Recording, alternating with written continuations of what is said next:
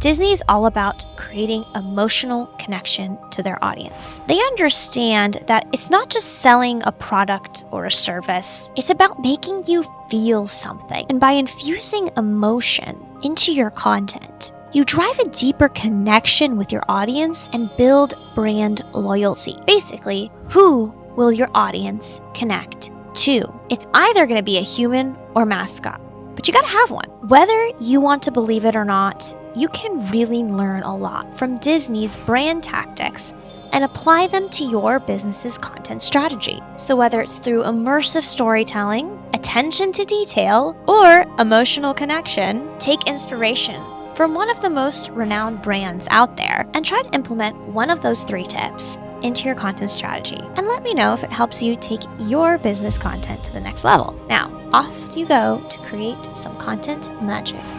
I'll be here in the meantime. By the way, this episode was brought to you by Reignite Media. Hello and welcome to Bippity Boppity Business Live PodFest Edition. I'm so happy to have you here, Michelle. I'm so happy to be here. I'm honored. I have been a fan of your podcast for a couple of years now. That's so sweet. Honestly, when we bumped into each other, it was like a magic moment for me too. Oh my God. So we got pixie dust feels from it. Hello, welcome to Bippity Boppity Business. Today I'm joined with Lou Mongello. Lou, if you don't mind, take a second to introduce yourself to the audience. What do you do? And tell us about your podcast. So I am a recovering attorney from New Jersey who wrote a trivia book about Disney back in 2003, started podcasting in 2005, and was able to pursue my passion for the thing that I love. And I've been podcasting full-time professionally since 2007, do live video, written a number of books, and really just sort of love sharing ways that people can sort of enhance their appreciation and enjoyment of the parks. Okay, I have a few questions for you. We're going to do kind of a deep dive into who you are, but also some of your knowledge and experience of the Disney brand. So, as a former Disney cast member and now founder of a Disney travel agency, which tell me about that in just a second, can you tell us how Disney's storytelling has influenced your approach to creating memorable experiences for clients? Thank you again for having me, and thank you for that question. What an awesome question, because I'm going to date myself with this, and you have this information in my bio. I helped open the Disney MGM Studios theme park. I do have a t-shirt that says it will always be Disney MGM to me. And yet, as 35 years ago I still, the number one thing that I learned from Disney about branding and storytelling, I still try and incorporate into my business. And that is really the customer journey. You can say all different things about the Disney brand and their IP and their colors and their fonts and all of that. It's very recognizable wherever you go. But the one thing that guests, and that's with a capital G, always come back and say, is that from the minute they went under the big sign, they felt differently and they remember how they were treated. And I always want my clients to remember that same thing, that from the moment they entered into my universe, they feel held, they feel heard, they feel respected, and they leave having fond, life-changing memories. So something that really drew me to you is, other than some cool people that you've interviewed, of course, across the years, and your shared love for Disney as well, but just your ability to be so consistent in your content, taking that time and, finding ways to make content work for you. So I guess just in a quick, short way, tell us how, after all this time, what you've done to be able to create and stick to a schedule. What are some things that you do that work well for you? So I think it's really important, pursuing your passion has almost become a marketing buzzword, and it shouldn't be, but you have to sort of be authentically you. So for me, my guiding principle, my North Star, is I just simply do a show that I would want to listen to. So the topics that I come up with every week, and I've never repeated a topic in almost 20 years of podcasting, is not just something that is timely or being talked about, but something that I would enjoy doing. And really the most important thing is, I still love what I do. I absolutely love it. It's a gift and a blessing to be able to get up every day and do this. So the day it stops being fun is the day I'll have to worry about what am I going to talk about, or just not doing it at all. But the fact that I still love it the same way makes, there's never really an issue in terms of content, especially with Disney, right? There's always something new to talk about. Right. So when it comes to that, I love that you said that they will remember how they felt. Emotions play a big part in not just creating wonderful stories, but creating a customer experience that is memorable. Because let's face it, there's a saying, people don't remember what you said to them, but they remember how you made them feel, right? And I think that emotion aspect of Disney is something that they've done such a good job that I think other businesses should kind of maybe lean into a bit. But before we dive more into the geeky business side of it, I'd love to hear more about you and your journey. What's your business? And tell us how you got here. Well, thank you for that. I started with Disney 35 years ago. I was on the Disney college program, as so many people start. But back then, the college program was only 10 years. So it's not like now where you can do like 2 college programs and then an advanced college program and suddenly you're a cast member. We really had to work for it. Really. we did not get to, yes, we did not just get to sign up. We had to go away after our college program and we had to come back over vacations and then we had to ask for a permanent placement because it was in the 80s. Like, jobs were not plentiful. Disney was not as big as it is now. There was only, Animal Kingdom was a distant. There were 11 resorts. So there wasn't the kind of growth that we see now. And I was very, very fortunate that I got to come back as a permanent cast member. And as much as I loved the park experience, and if I were ever to come back and retire at Disney, pulling parties of 2 at Peter Pan would be my dream job for retirement. I definitely wanted to grow my career, so I switched into the resorts division, which is where all the growth was. And I got so fortunate. I got to open several new resorts. I worked in what is now called the Vacation Reservations or Disney Vacation Club, not the DVC points. Although I did help open, I was there when that started. I did cross training in several different departments. And so that really led me into a great career in events, and then eventually into travel.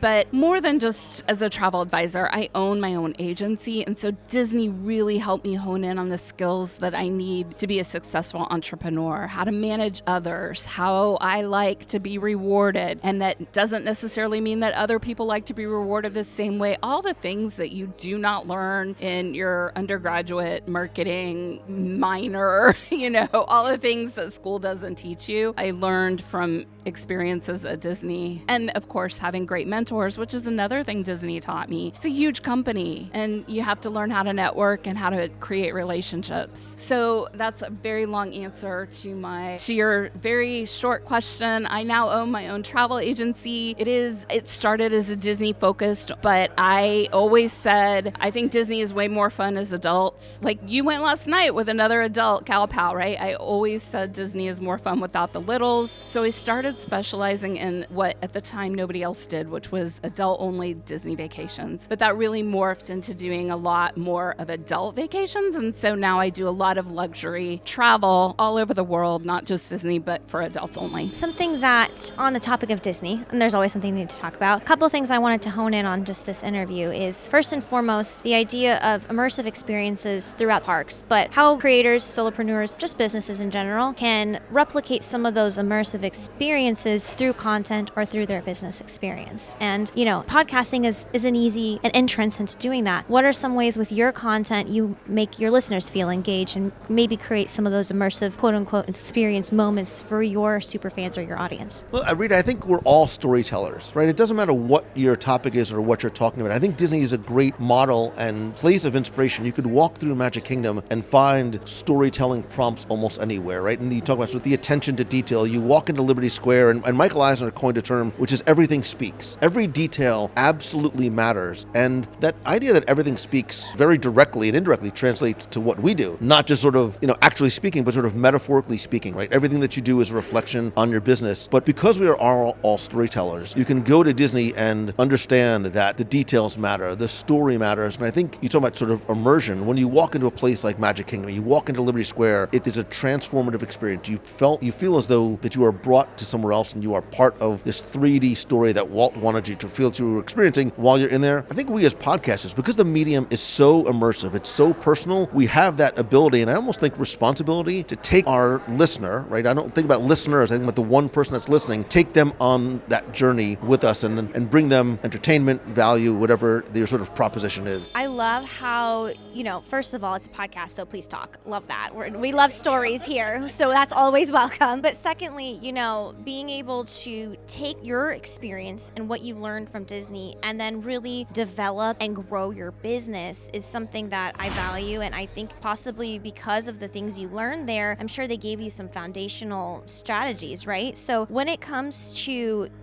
Disney's attention to detail, for example, right? How did your understanding of small details and what you were trained there impact your business and your in branding as well too? The devil is in the details. And that really came into play for me when I was an event planner, because the devil is in the details. And we're sitting here at an event, and it's very, very hard to turn that event planner hat off and see things that are small details, but to an experienced event person actually can balloon into much larger details. Can I give an example? So we're here at a content creators conference. PodFest is all about creating content, both audio and video, because a lot of podcasters do YouTube and video. This interview that we're doing right now, and we're in an older hotel, which I would actually call motel, but we won't get into semantics. And there's a lot of people here, and there's not a printed agenda. It's all on an app. And you cannot create constant content the way all of us want to and use a conference app if the hotel doesn't have Wi-Fi that can handle the amount of people that are here. So when I say the devil is in the details, that's something that if the conference planners came and did a site inspection, they wouldn't know, because there's 5 people trying to use the internet. And that's not a question that they probably even considered, because they probably had access the whole time they were here, the whole time they were touring. And yet you have 1,000 people trying to access it all at the same time. It's not working. And it has created, for me at least, a less than positive experience. As a business, you can apply this by crafting a compelling narrative that connects you with your audience.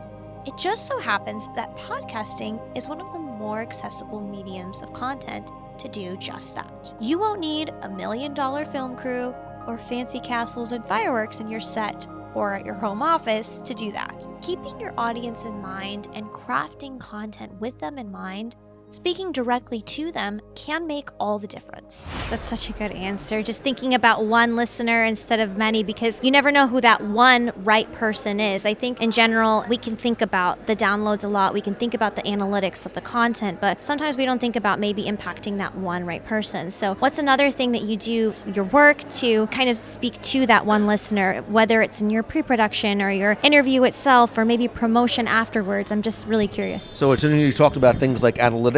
This goes against everything that you believe. I never look at my numbers. I don't care, because I only care, I listen to make sure that the podcast actually publishes, but I care about the people who are already listening. I am talking to the one person that's walking your dog, on the treadmill, in the car, that's listening. And it's frustrating. Again, I've been doing this a long time when I hear people say, well, I only have 50 people that listen. I'm like, well, first of all, you need to take that only out of the conversation. Don't diminish, because that number represents an individual who's giving you the most valuable commodity, which is their time. And I say, look, when does your show come out? Sunday night. Well, imagine Sunday night, 50 people come knocking on your door going, we're here to have you, talk about your podcast. You're like, I need to get more Doritos, because you have to have that sort of relationship with the listener. So I'm a firm believer in caring at scale. The podcast is the heart of what I do, but the community is the soul. And I don't care about growing my audience. I care about the audience that's already there. Say, to be fair, I am a little spoiled going to certain Disney resorts, right? When I go to a Disney resort, it seems like every detail before you even think of it is accounted for, right? Like from the moment you walk in to the moment you leave, before you have to ask for something, there is a cast member that tells you what you're probably already thinking, right? So when it comes to your business on your side, what are some details that you've considered for your clients that you pride yourself on and implementing in your customer journey? That is such a timely question. Yesterday, I was doing an initial client call, and he is we talked about Marriott Bonvoy. He is a Marriott Bonvoy loyalty member, and he asked me about staying at the JW Marriott, which I love that hotel, the JW, that's located very near on Bonnet Creek. It's lovely, lovely hotel. It's more a business. I wouldn't call it a resort. It's a hotel. The food's great, but if he has a Marriott Bonvoy account and he can switch that to the Swan Reserve, then he gets the early entry benefits that he doesn't get if he's at the JW Marriott. If he's at the Swan Reserve, he can then use, and his family, he's not going alone, he can use Disney transportation. The JW Marriott, there is not Disney transportation. You're looking at using your car or a rental or being on the bus, which is not the most efficient mode of transportation at Disney. So the first thing I said was, well, let's go ahead and switch you over if you're using your Marriott Bonvoy loyalty points. But then I followed and I gave him the reasons for that, and he was fine. But then he asked me a critical question, which is, if it weren't for the loyalty, would you stay at a Disney resort or would you still stay at the Swan Reserve? I said, well, that's a great question. I like the Swan Reserve. It has less kids running around, but it doesn't have a lot of dining options. So what's most important to you? So again, I think that when you are asking questions of your clients or your guests, as I hope that you think of them and maybe even refer to them, it's really important to ask them what their priorities are and what's most important to them in order to find them the best match, in order to provide them the answer to their pain points, which in this case was, where do I stay? And when it comes to some of the social media side of what you do for your business, what's one thing that you've done in the past year that you've tried that's worked really well for you that you're just proud of? And maybe it was like surprisingly like, wow, that was silly. I put up a picture and like it did well, like you know what I mean? Something just out of curiosity. Getting more into stories really helped me. I have a very love-hate relationship with Instagram because I have to wear reading glasses. And I mean, when Instagram first started, you could not post anywhere. I'd be typing on my little phone, but I love it and what it's done for my business. I mean, travel and Instagram are huge buddies. So there's always great pictures and great content that you can post there. But doing behind the scenes and getting a little crazy and wacky on stories, it also gave me the confidence to do more of that in my grid because I saw that I was getting good reactions to it. I always like to tell businesses that maybe sell a product or a service that's harder to market, that it really doesn't matter what you sell or what you do because people will connect with other people. So doing something like creating what you did, content that's behind the scenes related, gives you a chance to connect on a more human level, right? And I think of, this is a fun example, maybe you'll know what I'm talking about. There was Lion King 1.5 or something like that. There was like a Blu-ray excerpt where they did bloopers of the characters. Get out! Get out! Get out of here! And stay out! Ugh! I think I pulled something. Even though they were animated, but like Timon and Pumbaa, like, you know, they probably didn't have bloopers, right? But they gave us that, and it gave us a chance to see characters in a more relatable way and see the human, quote unquote, side of those characters. So speaking of personifying and characters and maybe the storytelling side of it, you know, what are some other things that Disney has taught you on establishing character and staying true to the brand while you were there that you think is still relevant for someone today in their business? You're always on stage, even when you're not on stage. We're called cast members because we are all a cast in one giant show. So even though I'm here at a conference, I own a Disney travel advisory, I try and dress in brand, I carry a bag that shows I'm a travel advisor, I have a name tag on, I am on stage. Even though I'm not currently in a session, I am still on stage, I'm still meeting people. You are always on stage. And especially now where people have cameras, you don't want to do anything in a public environment that you'll regret later. It's so true. I think speaking to that, on the maybe strategic side of it, people will also subliminally make just kind of conclusions about who you are based on small things like color, what you're wearing, what your mannerisms are. It's those things that impressions matter, right? And I think something that Walt did at Disney was really bring that to the forefront, like really trying to create experiences that encapsulated all of those senses, right? And maybe we don't all have theme parks, but what can we do in our business and our content to kind of play to that? What do you think? I rate the Disney resorts based on their smells. Every resort has a signature smell. Now, why I don't wish to wear perfume because I'm allergic to it or have a signature smell, I definitely have a signature way of talking.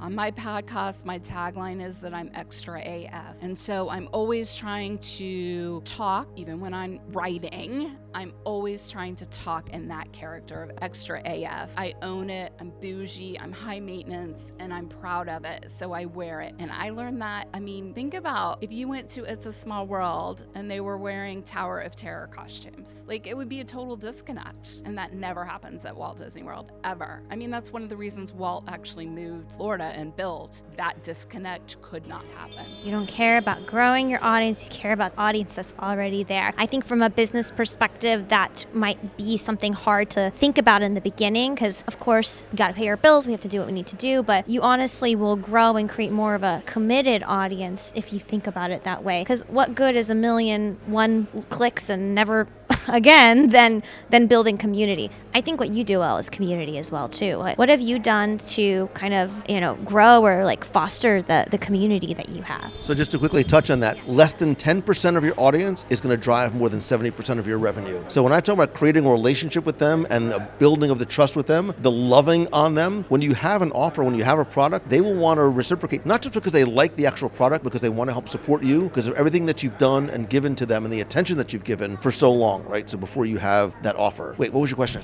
We as podcasters, we put out a podcast or you put out a blog post or you put out something on social, and then what happens? We wait, right? I think that you don't just produce a podcast, you don't just create a blog, you don't just have a YouTube channel, you need to build a platform. And community is sort of the heart and soul of what I do. And I do live video every week since 2007. I have a Facebook group, but there's a difference between connecting with somebody on social and responding to comments and all the things that we do and are supposed to do, but I also do a lot of live events. I'm a handshake and a hug, like look you in the eye, not so you can come and meet me, but it's so I can meet you, right? I want to know who that download is that's listening. I want to hear your story. I want to say thank you for allowing me to do what I do. We are all in the relationship business. It doesn't matter what you do, what business you're in, we're all in the relationship business. And when you think about maybe your business that way, I think it helps to sort of reframe your approach to things and the relationships that you have with other creators, but more importantly, your audience. So I love what you said there a second ago is you have a tagline and you communicate and stay on brand with that tagline, right? So in content for your business or your brand, you need to think about more than just the colors and the logos. What is your voice? What is your brand's voice? So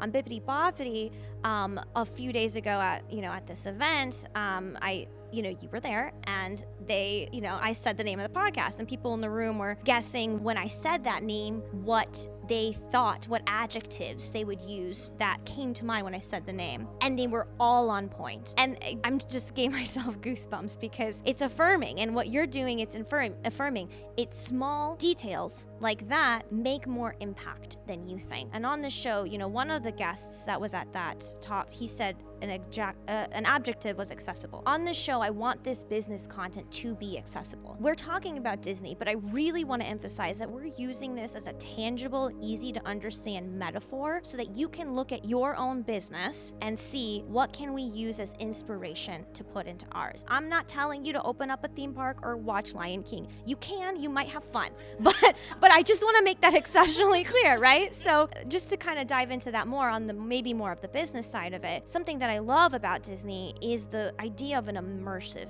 experience. And now with content, there's so many short form pieces of content that can be done, but not all of them are done well. Something that I'm trying to get people to do is think about how can your content be an immersive experience, right? So before we get into that, I want to hear more about some of the ways that you learned what an immersive experience is, and as a former cast member, how you saw that being implemented at the parks? Well, I would say that since I opened a theme park, we learned immersive right at the parking lot, and I touch on costumes because that is, we see things before we experience things by visual first. And so the costumes were always the signage. That was always a very immersive experience. But also when you're at the gate, you start to hear the Hollywood music. And to this day, they haven't changed that. So it's still really Hollywood music. You walk in on Hollywood Boulevard, you feel like you're in the Hollywood of the 1950s. The smells. One thing we did learn, and you can learn this too, by the way, if you ever do a backstage tour, is that there's actually at the Magic Kingdom, it's not just that they do turn on the popcorn and start popping it at 8 a.m. So as you come in, there's fresh popcorn, but there is literally a scent that is sent up through the underground to make sure that as every single person walks under, they're already smelling, they're hearing, they're seeing. So it's a full immersive experience. And they duplicate that at the resorts. As I said, every resort has a signature scent. Now I love because I can buy them in candle form and bring them home with me.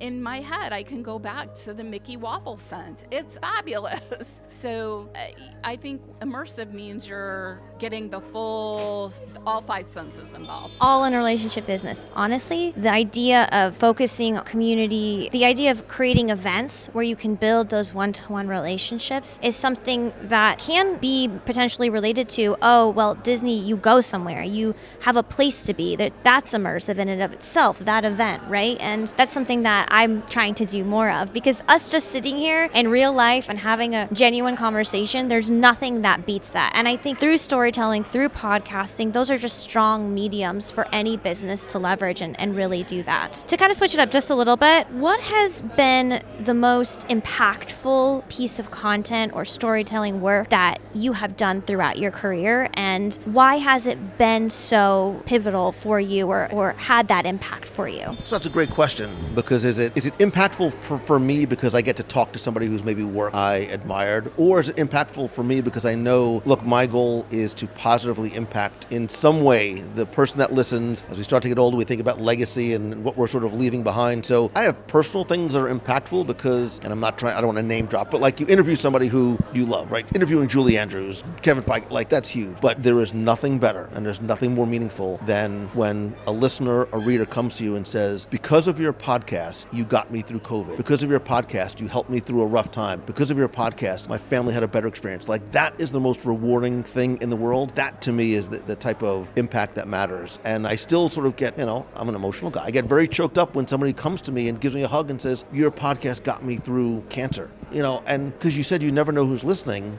And that's true. And that's not like a warning. That's, you never know who's listening, and you never know like what you say matters. And you never know how that might hopefully positively, not negatively, impact somebody. And so to that point, something that why I love podcasting is I feel like if it's done right, you can create an immersive experience through your podcast through things like audio. So when you imagine you have headphones on, you have an opportunity to be literally immersed. Like you have your listener, your, potential super fan, they're building that connection with you. And if you develop a consistent sound or use music in the background, maybe little sound effects, or, whenever you say a certain word, a certain sound plays, that's a creative way to maybe use some of that in your own content and find whatever genre works for you, but make it for your business. And I love that because also certain songs and certain sounds will trigger different memories. Absolutely. I would never have thought about playing a certain sound, but we'd go back to branding, and I'm extra AF, and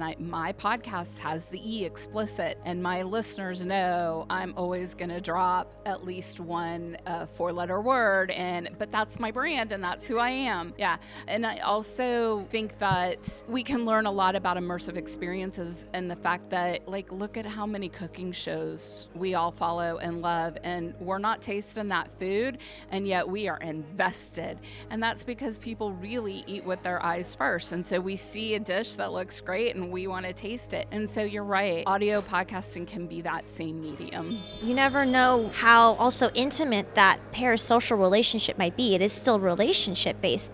You are literally speaking into a microphone and they are hearing it. Like, I have headphones on right now. You are in that person's ear. Like, there is an important level of responsibility when you are creating content as well too. I want to get a little tactical here. So after you record an episode, right? Let's say or you've done a live stream. What are some things that you do to help promote said piece of content and get the word out there so that you can make that impact for that one listener? I've always believed, like Disney, we can go out and we could sort of scream into the ear all day about how great our episode is, how wonderful this guest is. It's more, and it goes back to the community and the relationship. We can go tell people how great the episode is, but what I really want to have happen is create something that other people can share out and say, my friend so-and-so, you love Disney, I think you're going to love this episode, I think you're going to love this interview. I do all of the social posts. Community engagement is very important. So in my Facebook group, it's really what I drive the conversation, because it's a place where we're all on equal footing in a group, right? Everybody can sort of start a conversation which maybe you can't do on YouTube comments or Instagram. But I ask and I encourage, and they do on their own because they want to help you, right? Because they love you and they appreciate you. Having other people be able to share content that you put out, I think, is the best way to organically grow your audience. I say this not as a brag, but to show the power of community. I've never placed an ad. I've never spent $1 on marketing, ever. Because your community, because they love you, they want to share it out because they become not just loyal, but really evangelists for what you do. And I think that's the way to grow, not just organic community, but I think meaningful and long-term community. And if you're not ready to do a podcast, maybe even,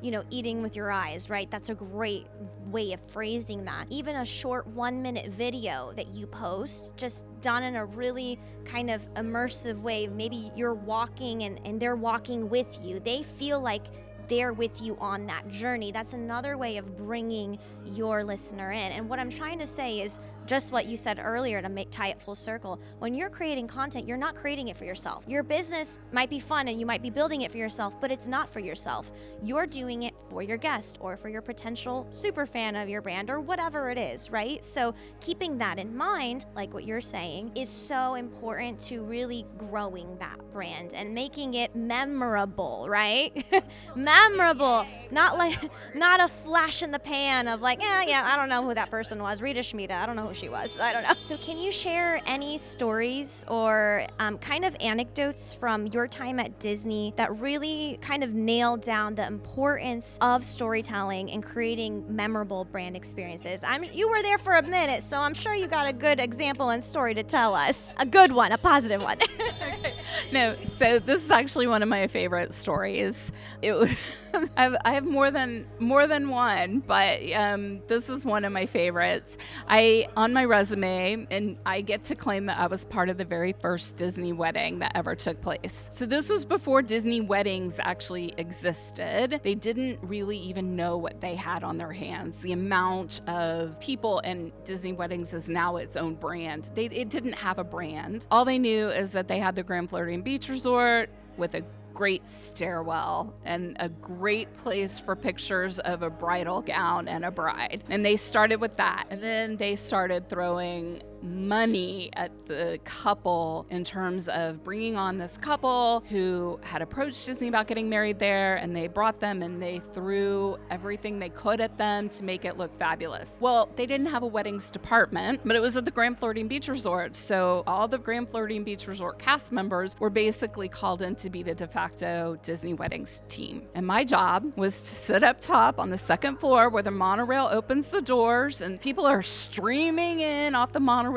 coming from the park in their shorts and their t-shirts and their mouse ears and their goofy flip-flops. And my job was to stay on the second floor of the monorail and go, shh, there's a wedding downstairs.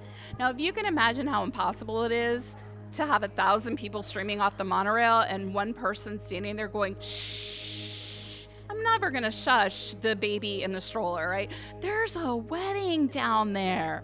And because Disney prides itself on the experience of the guest. They knew no more weddings could take place in the lobby of a resort. They were going to have to build a space to contain it. And that's one of my favorite stories. It's that long-term and sustainability factor that I think the community can do, absolutely. And I think it does help, no matter what your content is. For us, we love Disney, so we have a very clear set of core values, or, things that people might come to and have that community be created. But I do think there's something to be said about, okay, if it's not Disney, what are the kind of pillars or facets that everyone can come and continue the conversation on and be attracted to, right? So, basically what I'm trying to say is you can't record for yourself at the end of the day. You might think you can, but it's not going to go anywhere, right? Okay, I do have one question though.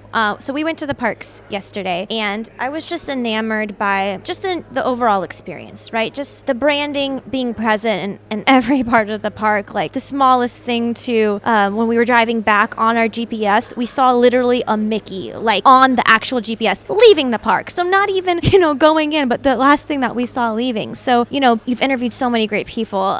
What are some branding or just experience lessons that you've learned as a result of doing all this work, and, some of the interviews that you've had that you think business leaders should know? It's interesting because you say branding to a lot of people, and the first thing they say is, well, I have a logo. I'm branded, and they're like, that's it. You hit exactly on it. It's not just creating experiences, but creating memorable experiences, right? Again, it's why I say Disney doesn't have to place another ad anywhere, because we come home and we talk about things like that, the details that matter, the stories that matter. And when we come home, the stories that matter is not like, wow, Tron was really cool. It's my daughter had this interaction with a princess. Look at this amazing thing that this cast member went out of the way and did for us. So I think as a business owner, you have to sort of go into every interaction and even every piece of content is, how am I going to create a memorable experience that not only is that person going to appreciate, but want to tell other people about? Not because I asked them, not because there's an affiliate code, but because they want to share it out, because they just want to talk about the good things that you do. So you have to think, I think,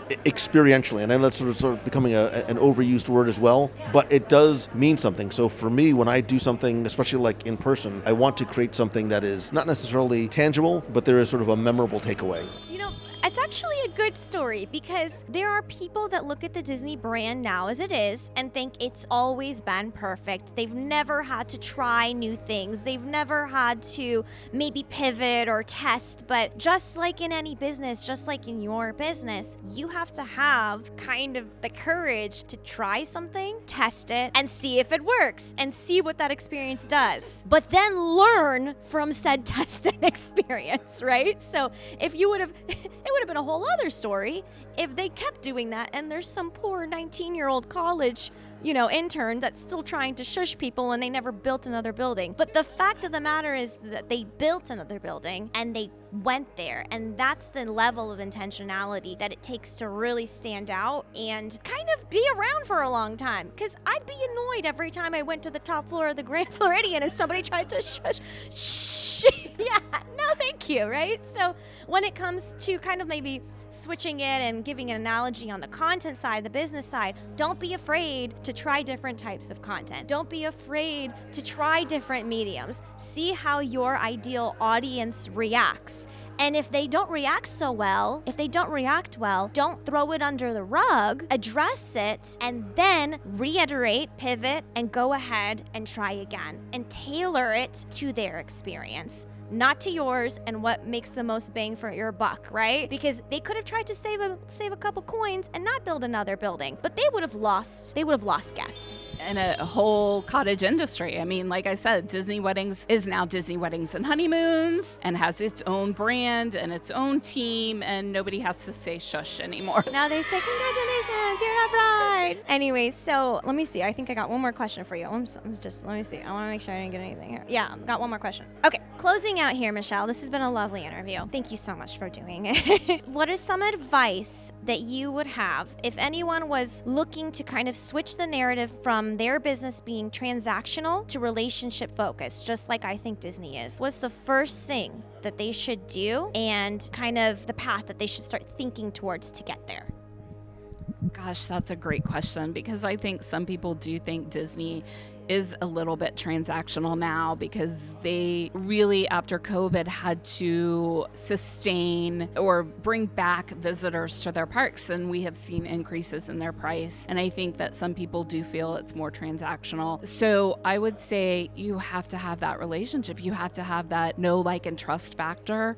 And someone actually just said at a session right before this that, you know, they'll come for the podcast, but they'll stay for the host. And so it's really, even though you may be talking to 100 people out there that you don't know, they know you and they feel like they're friends with you, and you have to treat them with that same respect and that they are fans. And I think that's one reason maybe Disney had a big change at the top management, is they needed to bring back someone who understood how many super fans the Disney theme park brand has, right? And so they went from someone who saw it as more transactional to someone who grew up in that brand and who understands it really is all relational. Yeah, and I'm glad that I constantly get that lesson reinforced everywhere I go, is that, you know, just like I said in a session today. No, it's you know, I like that you mentioned that, because something else I like to make very clear on this show is, you know, we're talking about Disney, and just like every other company, it's not perfect, okay? But there are things that you can learn from, and there are scenarios that you can learn from to maybe look at your own business. So what you're trying to say that I agree with is it starts from the top. It starts from the top. It starts from the founder. It starts from your core values as a business. And if you shy away from core values of your why and, you know, your guests being the reason why you're there, and XYZ, you know, things like storytelling being a key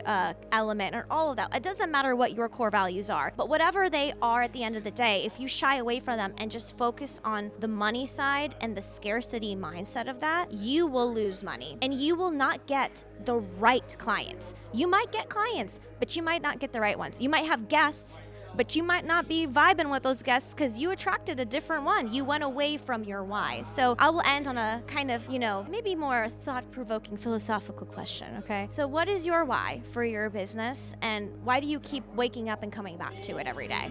That is an amazing question, one which I am definitely have to answer for myself all the time. I have it on a sticky note so that I have it on my mirror, so that it's on my computer, my laptop. I have to have it everywhere so that I remind myself. My why is really all about my mental health, and that's travel is my happy place. Disney, of course, is a happy place, but yeah, but travel in general helps me maintain, and I mean this, I'm not saying it just for the word.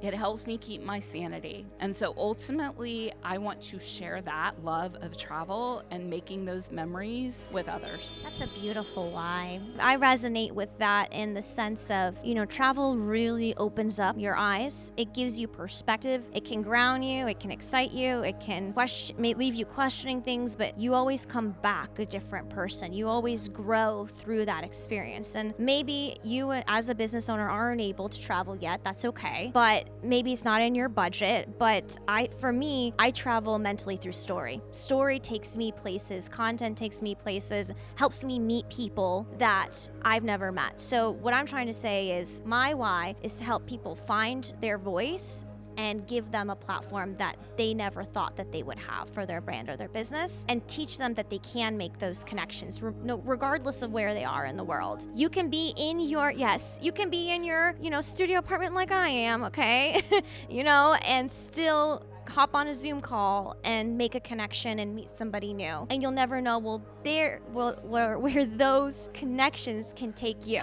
Right. So, Michelle, this has just been so fun, and I really respect and value this conversation. We're going to switch to just a quick rapid fire Disney section now, okay? So we're going to switch to let's light it up, Disney rapid fire question section, okay? All right, cool. We'll put this down now. So, if you could pick any Disney sidekick character to be your buddy in real life, walking around with you, hanging out, and be your best pal, who would it be? Flounder. Flounder, why? I don't know. know. I like his voice. He's a little bit of a scaredy cat. Maybe he would keep me from jumping off the ledge. Yeah, maybe that's a good one. I like that. Okay, so if you could go to any Disney park, experience, resort in the world, whatever it is, free of charge, they sent you there and they said you can pick, where would you go and why? Tokyo Sea, because I've never been there, but everyone says it's the best theme park. Take her there, guys. All right, we're gonna figure it out how to happen.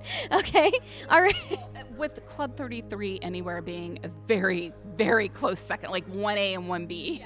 She has to clarify just in case someone's listening and can do that for us. Okay, all right. Guilty pleasure Disney snack that you always have to get and you just do it and you have to get it every time you go. Dole Whip. Okay, Dole Whip bestie. I love that. I'm a Dole Whip lover. I love it so much. Okay, last one. This is gonna be a deep one though, okay? If you could ask Walt Disney himself one question. This is crazy, guys. I know this is a hard one. What would you ask him? There are so many things that I used to say, wow, Walt would be rolling over in his grave. But now, honestly, with age and distance and experience, I really just want to know how proud he would be of the people who took his legacy and to where it is now. I think he would be overjoyed at the amount of lives this one person. It's like when you throw a pebble in the water and the ripples, like the ripple effects this man has had on civilization, defy me. Amazing. All right, guys, that's it. Bippity Boppity Business.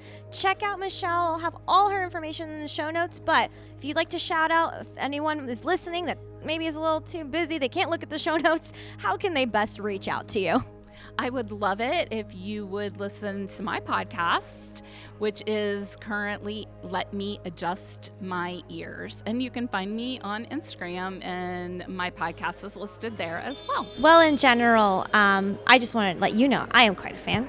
And I appreciate this ability to talk to you and interview on the show. So for anyone who wants to hear some of these wonderful interviews that we keep hinting to or learn more about Lou and stay connected with him, what are some ways that our listeners can do that? So thank you very much. I really appreciate this. I love what you do as well. Everything I do on the Disney side of things is at WDW Radio.com. Because I've been podcasting for so long, I had to put the word radio in the title so people knew what it was. I'm also at Lou Mongello on all social, and I also have LouMongello.com as well. Do you have any masterminds or any events coming up that you want to talk about too, or not yet? So I have I do a 50-person, one-room, intimate, it's not even really a mastermind, it's sort of a 3-day workshop in Walt Disney World in the fall that's coming up. I also do retreats. I have an online mastermind that's coming up in March. I hate to feel like I'm plugging, but but no, thank you. I appreciate that.